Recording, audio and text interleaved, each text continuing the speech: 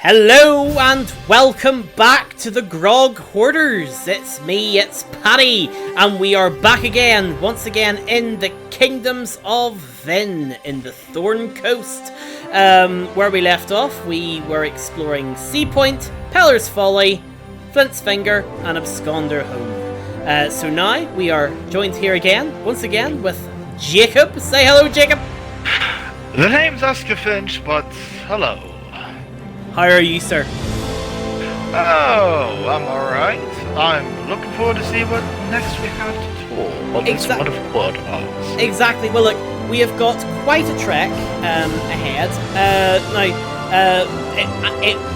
Before we begin, it would be it would be bad of me to not say, if you are enjoying what you see, please do give us a like, comment, and subscribe to our YouTube channel.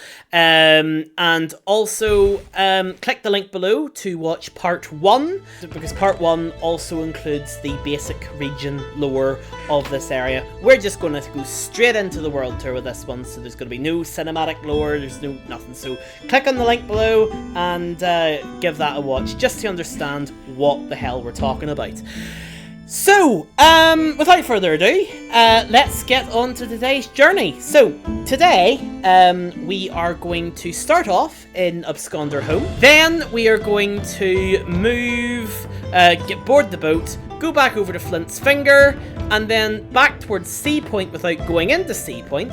Then, we are going to head north, up into the middle part of the Thorne Coast, take a brief left into have a little look at Windtop Farm, go back down the front road and continue heading north before veering off to the right, heading up to then we're going to head up to the hamlet of Blackbuckle, and then straight up north again to the most northern part of the Thorne Coast into the little village of Driftmor, where we shall happily end today's video. So, without further ado, Jacob, shall we begin? Aye, let's. Where did you go? Would you like to get the boat? I was just inspecting something before we set off. Had to get to my gatherings together. Okay, well, I'm in the boat, so As am I. Are you? Would you like to row? Oh yeah, I'll row. Hang on. Thank you. Oh, Not exactly all that easy to do. I mean, I am disabled from my peg leg, as you know. Oh yeah, you've got a peg leg. I forgot about that. The peg leg that keeps disappearing. The peg leg that also prevents me from rowing. Right, so here we are, back again. Aye. And do be sure to park in the handicap spot. Yeah, hang on. There we go. Just get that nice and neat. There we go. Right, and Right. Oh, you get it, Jacob. Right. Okay. So now we're back in Flint's Finger. We'll not dwell on Flint's Finger. You saw the last video. So now it is a hike to A nice little jaunt. a nice little jaunt all the way to Windtop Farm. Hey. I like I need a walking stick for this track. Exactly. Maybe old wizard smoking a pipe. Exactly. Perhaps? Oh shit. Just don't mind me just falling off the road. So, like, if you haven't noticed already, well, there is a bit of a running theme that has sort of escalated in part 1, and Jacob and I very quickly discovered that we are practically polishing a turd when it comes to showing off the Thorne Coast. We're trying to make this place look a lot nicer than it actually is. So it is very much an old pile of refuse of, flies still dancing about it. Exactly. A cow patty in the field. Especially Seapoint, which we have another nice view right there. It's, It might be a nice view, but it is not a nice thing to look at. The good thing is we're not going into Seapoint this time. There's another view of the front gates. Anyway, let's head up this area here into this central farmland area with these masses of wheat fields that are just everywhere. Aye. Wheat is really the only crop that they can grow in the Thorne Coast because the ground is so infertile. It literally, wheat is all they can grow. So here we go, here's a little crossroads, and we are going Let's to be left. take a little look up here. Now, this is the Windtop farm. This is the largest farm in the land, well, in the Thorne Coast, and basically the story behind this is this used to be ran by a profitable farmer when this land was known as the Ellador Coast. But then when Lord Thorne took over and changed the name, he decided that this farm was far too profitable, and he evicted the farmer from this farm, and now Lord Thorne's younger brother, is now in charge of this farm, and he is basically reaping in all the profits and giving it all to Lord Thorne in Seapoint. What a bastard. Aye. Nepocracy, I despise. So, nepotism, excuse me. I would also just like to take this opportunity to point out that this is a very, very old map, or this is a very, very old part of the world.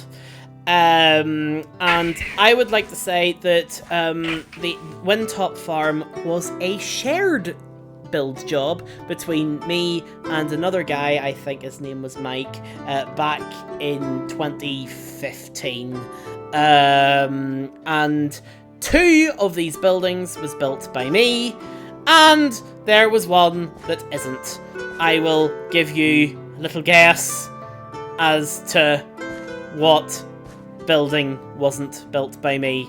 Turned out to be that Mike actually used a tutorial and from Geracraft to build this barn. So this barn is made by Geracraft. Or designed by it, but designed. Well, it's designed by Geracraft. It's Geracraft's barn, and I have been in 2 minds to think, right, do we get rid of it, do we not get rid of it and build something original? And this barn has just been in the world for too long. I just couldn't bring myself to destroy it. So there we go. Geracraft's barn is in the world. So anyway, if you come in here, there is the basic interior. There's a few pens for like livestock. There is a wagon over here. And there is a big pile of hay. But if you come up here, very basic, there is a little bit of storage and a little way out to the crane out the back, and you get a nice little view of Seapoint and the wheat fields. Lovely. Let's just close them up again. Right, okay, so next up we are going to be moving into we'll go over to the windmill next because its interior is very basic. And as you can see, we have the 2015 road designs of Soul Sand, which is a design choice that I really, really regret. Anyway, so if you come in here, this is the windmill. You actually may know this windmill from the windmill that we use at Grog Towers. But anyway, let's keep this lore friendly, shall we? Let's not go into our other shows. But I have repurposed, basically for our Grog Towers mod review series, I've repurposed the windmill and the barn for Grog Towers. But anyway, anyway, that's besides the point. Then we have the farmhouse, which does have a bit of a comprehensive interior. Got a couple of little farms along the side. Really, gardens, I think they'd be called. Yeah, wee gardens, wee sort of plots of land. Anyway, if we come in here, this is the inside. Got a little sitting area, little kitchen area, and a little sort of study area over here. Very, very basic. And then if we come up here, we have a a bedroom over here for the farmer and his wife, and over here for their two little children. So that is the Windtop farm. Now there's a few little areas out here as well. So if you come through here, and this actually shows you how old this world is. Here we have the bee farm. Now this bee farm was built before the bees were added to Minecraft. So to make the beehives, we used a trapdoor and a composter. And and yet again, I could have changed them if I wanted to, but it's just too nostalgic, and I just wanted to leave them as it is. But down here, we have a very small little orchard, which does feature the last remaining default trees on this map before we get into all the custom ones. Very basic, works very well. It works. It just works. What was his name? What's it? Todd Hard. Todd Hard. Yes. There we go. Forgot his name there, even though he's the gaming god. But anyway, let's continue up this little path here. There is a little secret. Alright. There is. And what is the secret, pray tell? The secret is there is a shrine. This is a shrine to the band god Velus, who is... And why is this god banned? Mainly because of what he represents. Basically, he represents freedom. He represents free will, free speech, everything that the Templar Order despises. First thing that the Templar Order did when they took over Arkadia was they banned Velus all over the world, or all over Arkadia, and there are still people who do worship him, and this is a little shrine that is to Velus. Not to bring this into question, but should this shrine truly be connected to this farm? If it is ran by, what is this, Lord Thorne's brother? Lord Thorne's brother? Considering he would, I would imagine, be a Templar. It's a very good question, Jacob. Even Templars can be defiant. Just remember, it's Lord Thorne's brother, not Lord Thorne. Fair enough. Black sheep of the family. Exactly. But anyway, moving swiftly on, we will head to the left, and let's keep moving. So, now we are heading past the farm fields into sort of the central plains, and oh look! Another signpost. Yet more signs. Let's get our bearings, shall we? So this way leads to the village of Winch, which you can sort of see over there. The town of Blackthorn and the town of Bathurst. That way leads to Seapoint and Pellers Folly. That's correct. We just came from there. This is the way we want to go to the little hamlet of Blackbuckle and the little village of Driftmor. So let's keep going this way. So now we are entering quite a nice little area, actually. It's quite a large lake. Quite a large lake or pond or whatever you want to call it. It's a lake enough, in my opinion. It's a nice little road, full of nice little trees. But little tidbit of history. I remember before I claimed Absconder Holm, I claimed another island. I never gave it a name, but it is that single block island right in the middle of that lake where I built a custom tree. My first ever actual build on this. Was that you? World of ours. Yes, it was. God, that wasn't yesterday. I jokingly claimed it as an island, yes. God, that must have been when I was building Seapoint. You must have done that. Yes, because I didn't know where else to build at the time, so I said, fuck it, you want me to build? I'm building a tree in the middle of a lake because I had one tile of dirt. Jesus. Well, I think I'm going to call that the Tree of Defiance. The Tree of Defiance. There we go. That is the Tree of Defiance. But right, carry on. The one thing with these trees, I wouldn't even call this a forest. I would just call this sort of like a grove, maybe. A grove, yeah. A hedge. This grove actually houses a little bit of a dark secret.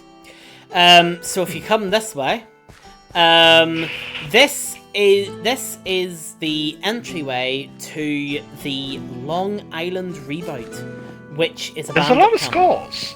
A lot of skulls. This is because we are entering our first bandit camp, Jacob.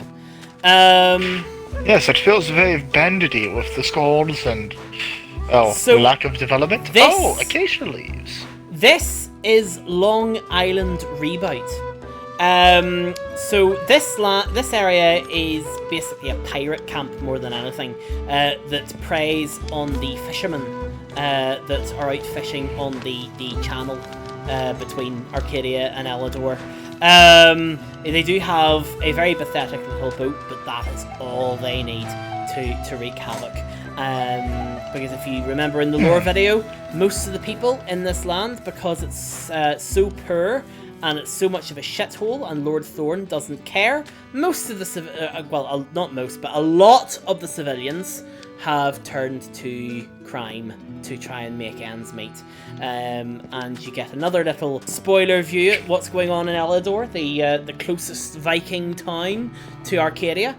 This is the narrowest point in the channel. The channel actually spreads out past Scoria into quite a wide sea. But anyway, look, let's head on, shall we? So, there's a lot of things in this bandit camp. There's fishing nets everywhere. There's the little sleeping bags. Very, very basic. These pirates are basically living it rough. Living it rough. There's more tents over here, more fishing line, but this is a shipwreck of a merchant vessel that basically prompted the pirates to land here in the first place. So if we come across here, this little bridge, the pirate chief, or the captain, or whatever you want to call them, actually uses this shipwreck for his quarters. So this is the captain's quarters. Very, very basic. Yeah, but it does them. And then if you come up through here, there is grog storage and a little treasure chest. And then if you come up here, there is a little lookout where the lookout can look out to see passing ships. I said lookout a lot of there, but they keep an eye out for passing ships, have a barrel of grog, and just have a merry time. So that is the Long Island Rebout.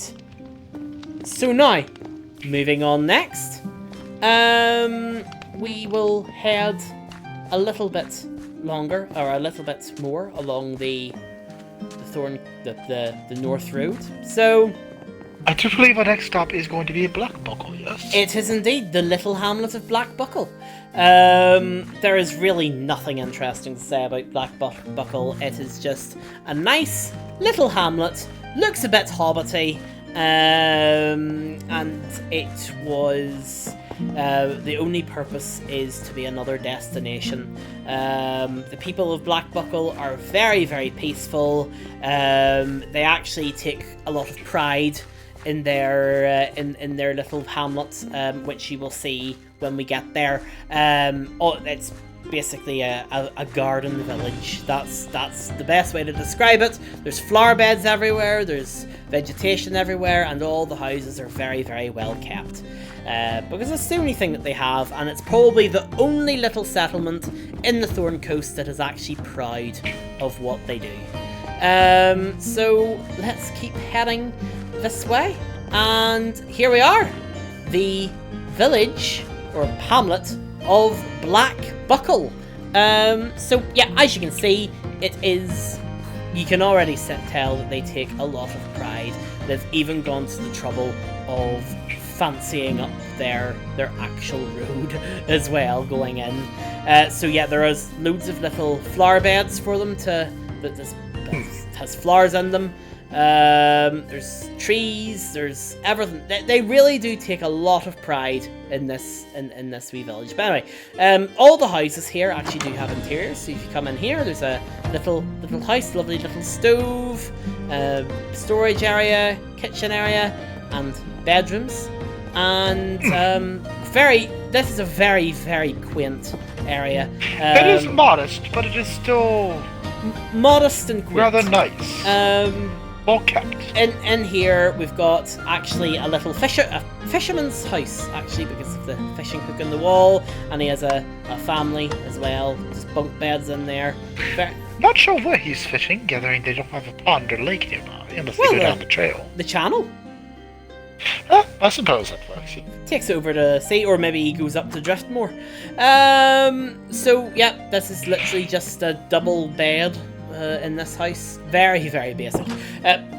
They don't live in a lot here, but actually, these houses are actually a lot fancier than what we're used to in Seapoint. There's a lot more to them, and yeah, it is just a lovely little village. And there is literally nothing else to say here. There is no dark lore here. There's no nothing. It's literally just a nice little homestead. A nice little hamlet in the middle of the countryside. A diamond in the rough, as you would call it. A gold nugget in a shed. You know, I don't think that one's a say. No, it's not. But anyway, so we will head up next to the final part of this video. This has seemed very quick, hasn't it?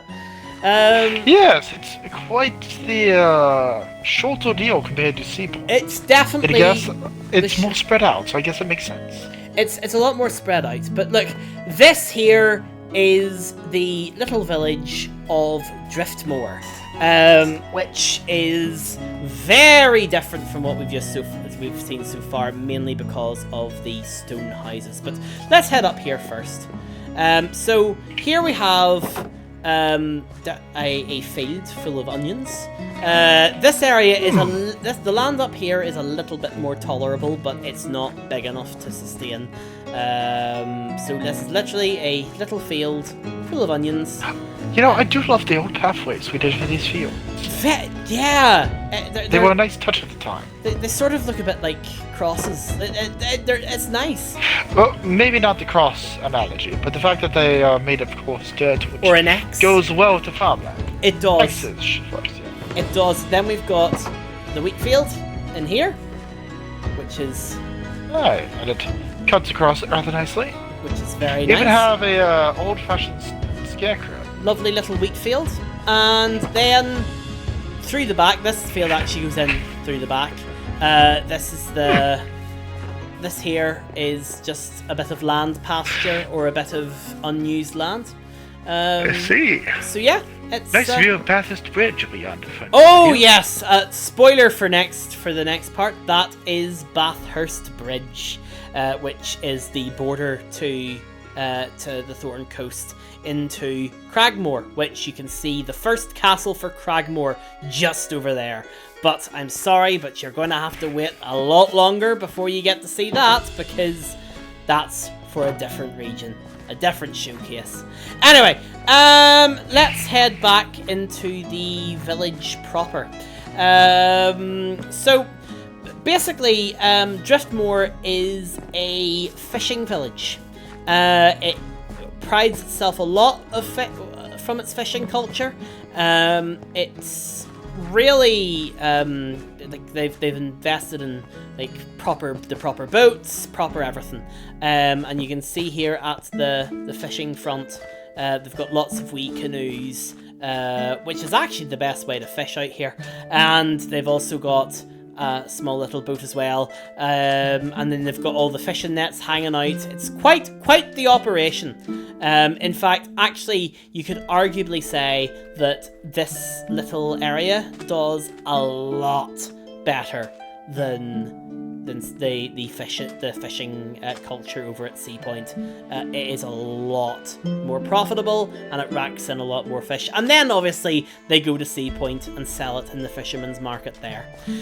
But anyway, if only they had a few more houses, they might be the capital of the region. Exactly. But like, if you come in here, there's a few houses, the doors line open with this one, so we'll come in and have a look at this first. So, yep, lovely little dining area in here. Very basic houses. Rather quaint. A lot bigger than any of the houses we've seen so far, or the standard houses. And the roofs are not thatched, so they won't fall on you in the middle of your night. And the roofs are not thatched, so they're a lot more permanent. And every single house here has a little garden. Each garden is growing something nice. So this is obviously growing carrots. And there's like a little storage shed here. I think this garden has more room than the interior of the house. It does. It really does. It's a lot. It's a nice place to live. This would probably be the richest part of the Thorne Coast. That was something to happen. What was that? I was trying to fix a cauldron here and put water in it for the viewer's sake. I'm sorry. You excuse that. God damn it. You are excused. Did you get the water in? What happened? I tried. It doesn't go in. Jacob, stop flooding my garden! Well, your garden needs some goddamn water, which apparently can't go in a cauldron. How? Okay, so now we have the little shed, and moving on, we have... Oh, here, there's... Actually, if we move back, we'll get to the rest of the village in a minute, but there is something I want to show you out the back, which is out at this little field over here. There is a little, a little path leading out this way, and this area out here is actually quite a cool wee area. This is where the tavern is. The tavern? Yeah, this is the Huntsman's Quite a long walk up to it. It is. Huntsman's game. It is. It's in the forest. It's basically a hunter's lodge / tavern. And yeah, there we go. The Hunter's Game Tavern. And it's yeah, basically it's in this wooded area. Right. And I love how the vines drape down for these trees, by the way. I know, right? It's a nice wee touch to the area. I feel like we should have had a few tents here, even maybe for anyone who passes out and can't walk home. Beside the point. Let's go in, shall we? No, tents are all right. The people of Driftmor wouldn't have that. Most of the people who use this tavern are locals. The only other time, the only other people, the only sort of like visitors to this tavern will be the nobles that the Lord Thorne uses in his country house, or the nobles Lord Thorne brings into his country house to go out hunting. They'll always basically they'll close this tavern and use it for their own personal gain, and then the visitors will go and stay in the guest room in the manor house. But this is inside. Very basic. There's a very big deer head hanging on the wall of the prize game. Oh, goodness. Hunted by Lord Thorne himself, may I say. And then through here, there's like a little bar area, and it's a very, very nice little area, very cramped.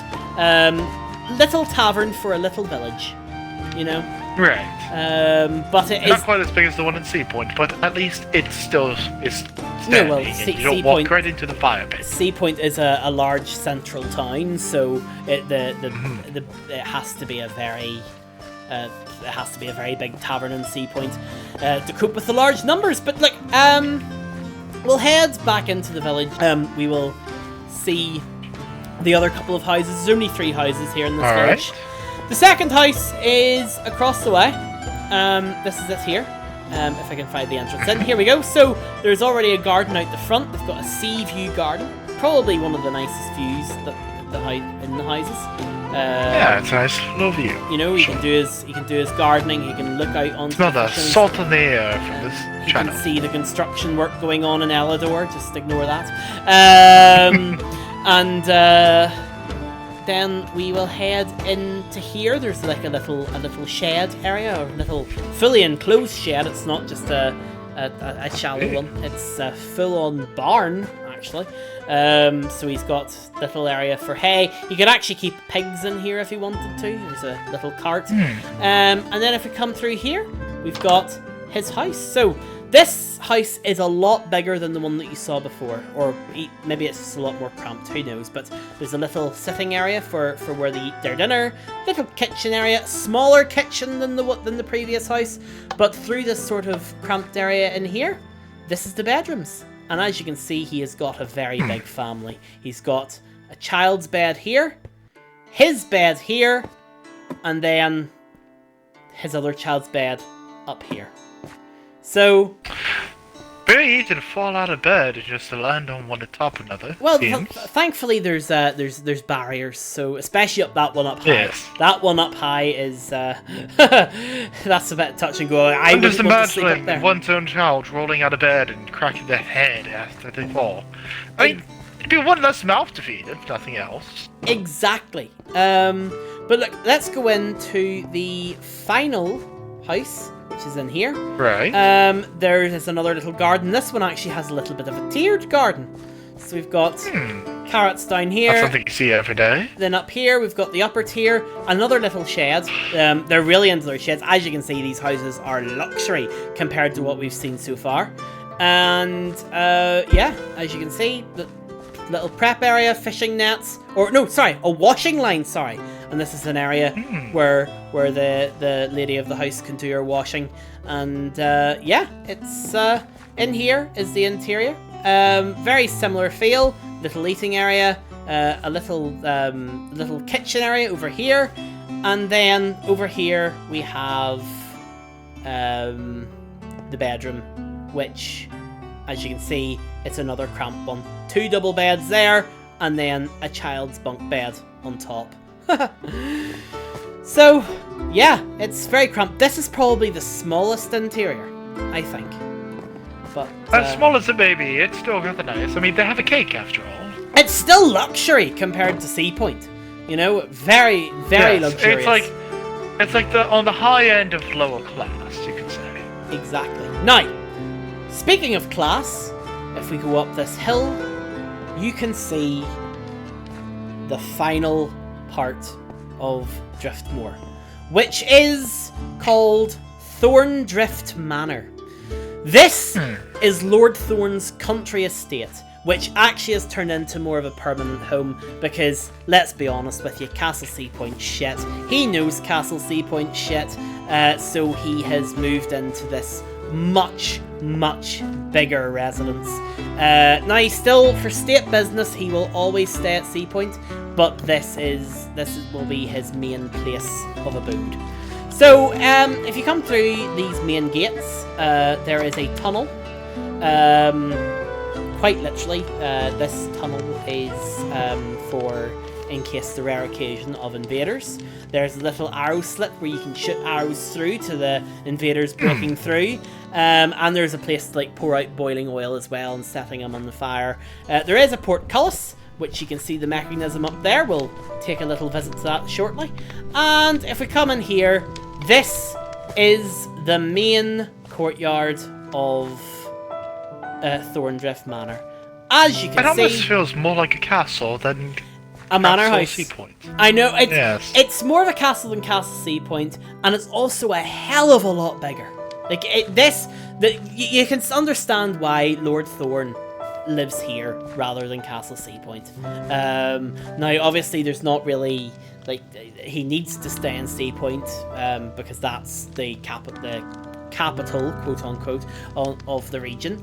But this is where he prefers, and actually, his family actually stay here permanently. So look, it's a win-win. It's a beautiful castle as well, really beautiful castle. Plenty of woods out to hunt, lovely sea view. But anyway, so over here we've got the stables where the steeds will be kept. And then in here we've got a small washing line here next to the wood storage. In here we've got a very small guard barracks. So if you come through here and in here we have this is the preparation area for the arrow slits. So we've got a little blast furnace where they heat up the oil. Then they pour the oil into this cauldron, pour it out onto the area, and then light it on fire. And then there's also an arrow slit in there where they can shoot out. Really, really beautiful area. Well, not beautiful, but it's a really purposeful area. Then if we come up here, this is another cool little nook and cranny. We come up here and this is just a little guard post. So he's got a little drink of ale to keep him company, and this is where he controls the mechanism for the gate, which this is it here. As you can see, if I jump up here, you can see the portcullis down there, and this is the gate mechanism. Lovely. there is a small little cubby hole right on the other side as well. There is. I think there's another access. We will get to that. That is the that's a different access. So anyway, let's move clockwise around the courtyard, shall we? So if we come over here, this is the Thorne family's private chapel. So you come in here. There is a holy book. This is back. No, it wasn't. The lecterns were in. I just decided to opt for the holy book instead for some reason, for the enchanting table instead. But anyway, there's a Templar cross, and there are 2 totems. These are meant to be small statuettes of the gods. This red one will probably be Xerxes, and this one is not made up yet. We will tell you who the gods are when we've actually made them up. And yeah, there's a little ladder up here, up to the roof, and this is Lord Thorne's little private sitting area. So actually, you could say he says he's going to worship the gods, when really he's going to sit up here and look out at the bit of the courtyard and then the bit of woods out there. And just to make it even more sneaky, Jacob, if we open this trapdoor here, there is nice little drinking cup. A little drinking cup, so we can sit out, have a drink, and watch the world go by. But anyway, let's head down here and let's continue moving around the courtyard. Oh, there is a well in the middle, as you can see. And then we go to here, little drinking. This is another little drinking station, just in case people want. Well, maybe it's drink storage. Who knows? I actually don't know what the reasoning why I made that, but sure. Anyway, so if we come through here, this is the kitchens. So quite a expansive kitchen. Where they prepare all the meals. For what it is, it's still a small castle, but yes, and there is fishing nets here for when they need to go out fishing and catching fresh fish. And if we come through here, we're now going into the servants' quarters. So if you come through, this is one of the servants' quarters. Rather bunk beds, tight, one could say. Definitely better than the servants' quarters at Seapoint. True. You know, it's this is miles better from Seapoint. But if you come in here, this is actually the guest bedroom. Still, this is the guest bedroom. This is the guest bedroom. Very cramped. You know, it does all this is a place to sleep. You know, it's really all they can fit in. But anyway, let's go into here, and this is the main staircase going up. This is the main staircase. Interesting. This is the main staircase.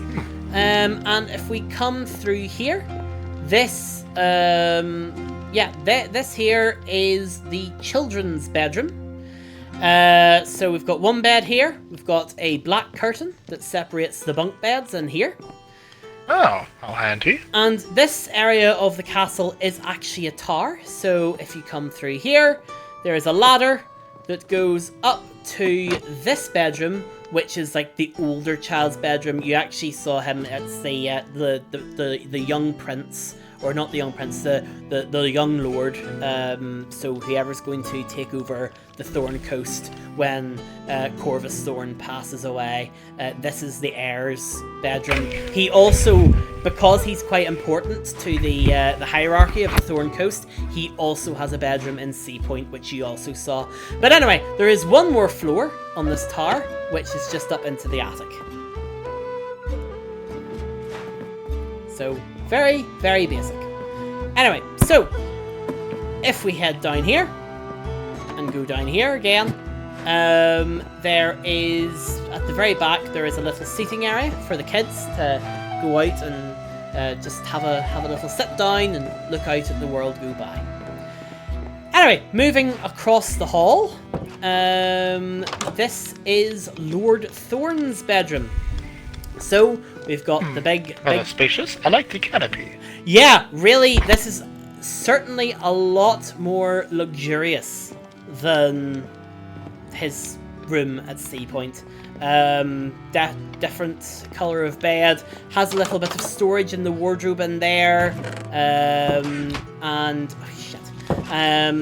then if you come out here, this is Lord Thorne's balcony, where he and the missus can sit out here, look out, and enjoy the lovely sea view. With yet another keg right behind them. I have a feeling they are quite heavy drinkers. Oh, they are. Especially Lord, maybe not the lady, but Lord Thorne is a very heavy drinker. Sure, he has a massive beer belly. He's a fat... Lord Thorne is a fat man. That's not... Yes, and he's in his rather 60s plump as well. He's in his late 50s, early 60s. And he's got a wife... I would say his wife is about maybe 19. Oh God, he's depraved. It's like Walder Frey all over again. You know? Ah, total creep. Yeah, that's basically what this is. It's Walder Frey in our world. He's the Walder Frey of our world. But anyway, let's come on in. For those who know Game of Thrones. This is actually Lady. This is Lady Thorne's dresser. So this is where she has a few books. This is her wee chamber that she gets to herself. Right. Little seating area, little table, bookshelves. And then out here we've got the bath. You know, very nice area. And out here is the other cubby that you kindly pointed out earlier. This is the other side. On the other side of the portcullis. Of the portcullis. There's the guard post, and there's a little seating area here for Lady Thorne as well. So nice. Now that's that's the bed chambers all done. Let's move down the main staircase again and out back into the courtyard, which is here. So that's that area of the castle done.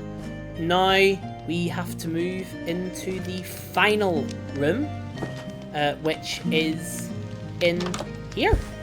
This is the Great Hall, or the dining room. It's more of a dining room than a Great Hall, but it's a Great Hall compared to the dining room in Castle Seapoint.